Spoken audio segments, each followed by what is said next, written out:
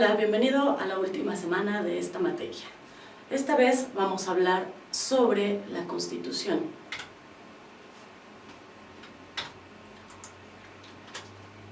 Bueno, aquí tenemos una imagen de lo que ahora podríamos ver un poco como el territorio geográfico de México. Está representado por hombres, mujeres, niños, niñas, etc. Pero para que llegáramos a esto, a que todos parecieran igual dentro de un solo territorio, tuvo que pasar muchas cosas. No solamente una historia larga de conquista, una historia larga a lo mejor de esclavitud o de que perdimos territorios, ¿no? Una de las principales razones por las que ahora somos así es por nuestra Constitución, por las normas que tenemos ahora en nuestro país y como mexicanos. Y por eso es muy importante que conozcamos su importancia, la importancia de la historia de la Constitución. Entonces, conocer la historia de la Constitución es conocer la historia jurídica de nuestro país. Las circunstancias y personajes que contribuyeron a su creación son su razón de ser. Y sus reformas no son errores que se corrigen, indican la evolución de una sociedad y la necesidad de cambios para garantizar el bienestar y el desarrollo de todo el país. Aquí te presento como la primera página de una de las primeras constituciones de la primera Constitución de 1917, y a continuación vamos a ver una serie de acontecimientos históricos que tuvieron que pasar para que nosotros tengamos nuestra actual Constitución. Claro, siendo esta que estás viendo como el origen o la principal.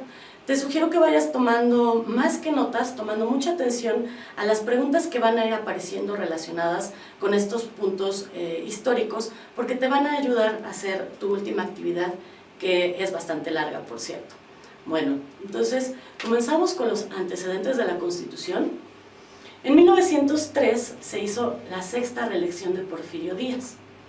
En este entonces, Porfirio Díaz ya estaba grande, ya tenía varios años en el poder, ya muchos años de pelear, ya había sido tanto un libertador y muy querido personaje a ser el tirano que fue, pero también todo esto le causó la idea de que necesitaba a alguien más que lo apoyara.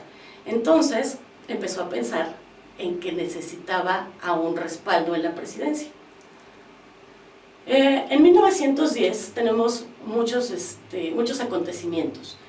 El principal de ellos, primero de ellos, es la preparación de la séptima reelección de Díaz, en la que él ya está pensando que necesita un respaldo no solamente de un vicepresidente, sino que necesita algo más y, no lo va a lograr, porque efectivamente en esos años son en los que empieza una revolución de pensamiento. Una de las más importantes es también en 1910, que publica Madero su idea de un partido de elección libre y de no reelección, lo que le daba en la torre a todo el poder que había tenido Porfirio Díaz durante tantos años, porque además fue escuchada, no solamente fue una presentación de Madero y ya, sino que tuvo muchos seguidores a partir de eso y desde antes. En 1910, a pesar de todo esto, se postula Díaz y Corral para la presidencia y vicepresidencia. Sus contrincantes son Madero y Vázquez Gómez. Aquí vemos unas imágenes de Madero cuando ya es un personaje reconocido y lo reciben con vítores en una plaza principal. Tenemos también a Porfirio Díaz y a su esposa, que por cierto hay datos curiosos. Ella es Carmen Román, es su segunda esposa, y su primera esposa tenía un parentesco bastante cercano con él. La otra imagen que vemos es sobre las votaciones en ese periodo de los primeros años del siglo XX, que definitivamente no tenían nada que ver con nuestras elecciones actuales. No eran libres, no eran secretas, no eran universales, que es una de las cosas que nosotros ahora valoramos mucho de nuestra forma de ser de país, la democracia. También les tocará a ustedes investigar algo sobre cómo se hacían las votaciones. En 1910 se publica más bien el Plan de San Luis. También ese mismo año estalla la Revolución en Puebla. Recuerden que fue un estallido un poco desafortunado, sin embargo debemos considerar que ese fue el primer momento en que se desencadena la revolución. En 1911 se exilia Porfirio Díaz del país y se va a su muy querida Francia con su mujer y muere muy pronto después de que se va. En 1911, Madero, electo presidente con Pino Suárez como vicepresidente.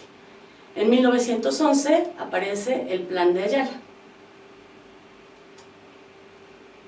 El Plan de Ayala es un rompeaguas, porque aquí ya empieza la idea de todos estos caudillos que hicieron pequeños grupos, bueno, ni tan pequeños grupos, que combatieron las ideas de los que estaban en el poder en ese momento y exigían no solamente ser escuchados, exigían otras cosas, como ustedes lo verán cuando investiguen sobre el Plan de Ayala. Bueno, todos estos conflictos que se dieron en México duraron varios años. Los grupos en el poder peleaban por tener ellos la razón, peleaban a veces por intereses públicos, a veces por intereses muy personales. Sin embargo, se fueron creando ciertas cuestiones ideológicas hasta que llegamos a 1916 con el Congreso Constituyente.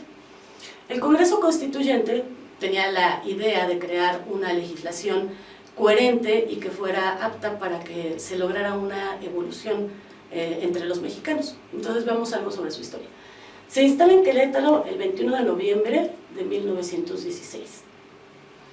Las discusiones concluyen el 31 de enero de 1917. Y por último, dan como resultado la Constitución Política de los Estados Unidos, que ya sabemos cuándo fue su promulgación de 1917, pero su vigencia y la forma en la que empezó a aplicarse vienen en fechas posteriores. Aquí vemos una imagen del Congreso Constituyente de Querétaro. Bueno, la Constitución es un instrumento legal que está hecho de tal manera que tiene la capacidad de evolucionar. ¿A qué me refiero con esto? A las famosas reformas. Muchos creen que una reforma a la Constitución es tapar un error que se ha cometido. No, una reforma a la Constitución es mostrarle al pueblo que está siendo escuchado y que va la ley evolucionando junto con sus necesidades. Entonces, ustedes tendrán la tarea de ver cuáles son las principales reformas. Ahorita les voy a hablar de una que cambió muchísimo nuestra forma de pensar ciertos derechos. En el 2011, la Constitución tuvo reformas que impactaron su filosofía. Los cambios se plantearon como necesarios para la protección de los derechos humanos. Las garantías constitucionales se volvieron derechos humanos y sus garantías. Antes se establecía la protección de ciertos derechos. Ahora se reconocen esos derechos como derechos humanos y se garantiza su protección. Es muy importante que ustedes comprendan estos cambios del 2011 porque a partir de la reforma no solamente se reformó la Constitución, sino casi todas las leyes secundarias importantes. Ahora, el principal cambio que a veces es un poco complicado de entender es cuál es la diferencia entre la garantía y el derecho humano. La Constitución mexicana de 1917 fue pionera en establecer las garantías. Fue el primer país en toda Latinoamérica que establecía, la garantía quiere decir que aseguras que va a haber una cierta actividad del Estado hacia sus pobladores. Eso sería como una garantía. Como les decía, México fue pionero con su primera constitución en establecer este tipo de derecho a sus pobladores. Después fue imitada, pero ahora ya ha sido rebasada y entonces internacionalmente se pidió que ya no fueran garantías, sino que se definiera un derecho antes que garantizarlo. Y esa es la gran diferencia. Los derechos humanos es como la definición de lo que tenemos simplemente por el hecho de ser humanos. Y la garantía es todo lo que el Estado hace para cumplirlos y que nosotros estemos protegidos como mexicanos. Bueno, por ahora sobre la Constitución es todo, espero que les sirva y nos vemos pronto.